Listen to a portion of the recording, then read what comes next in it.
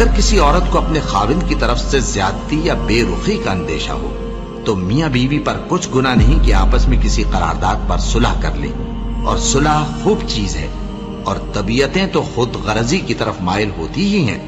اور اگر تم نیکوکاری اور پرہیزگاری کرو گے تو اللہ تمہارے سب کاموں سے واقف ہے، اور تم خواہ کتنا ہی چاہو بیویوں میں ہرگز عدل نہیں کر سکو گے۔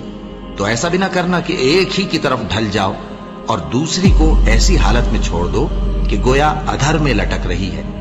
اور اگر آپس میں مصالحت کر لو اور پرہیزگاری کرو تو اللہ بخشنے والا ہے، بڑا مہربان ہے۔ اور اگر میاں بیوی ایک دوسرے سے جدا ہو جائیں تو اللہ ہر ایک کو اپنی وسعت سے غنی کر دے گا، اور اللہ کشائش والا ہے، حکمت والا ہے۔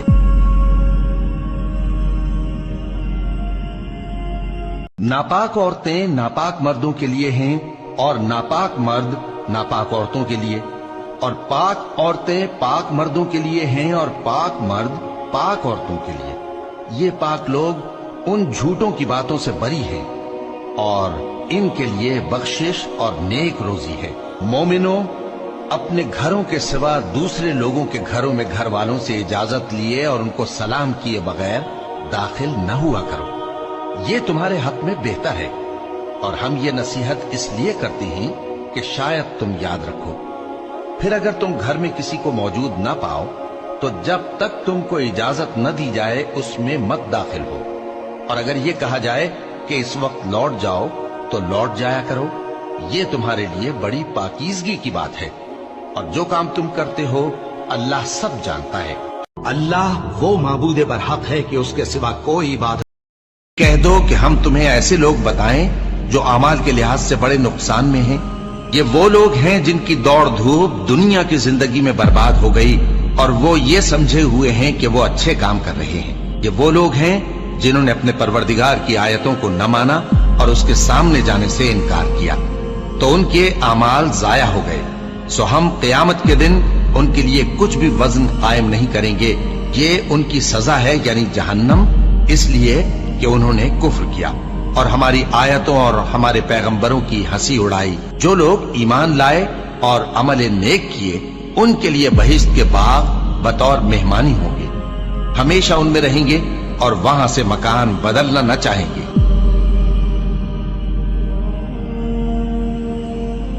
بھلا کون بے قرار کی التجا قبول کرتا ہے جب وہ اس سے دعا کرتا ہے، اور کون اس کی تکلیف کو دور کرتا ہے، اور کون تم کو زمین میں اگلوں کا جانشین بناتا ہے؟ یہ سب کچھ اللہ کرتا ہے۔ تو کیا اللہ کے ساتھ کوئی اور معبود بھی ہے؟ ہرگز نہیں، مگر تم بہت کم غور کرتے ہو۔ بھلا کون تم کو جنگل اور دریا کے اندھیروں میں رستہ بتاتا، اور کون ہواؤں کو اپنی رحمت کے آگے خوشخبری بنا کر بھیجتا ہے؟ یہ سب کچھ اللہ کرتا ہے۔ تو کیا اللہ کے ساتھ کوئی اور معبود بھی ہے؟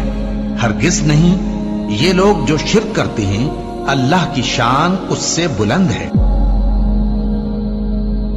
پرہیزگاروں کے لیے ان کے پروردگار کے ہاں نعمت کے باغ ہیں۔ کیا ہم فرما برداروں کو نافرمانوں کی طرح نعمتوں سے محروم کر دیں گے؟ تمہیں کیا ہو گیا ہے؟ کیسی تجویزیں کرتے ہو؟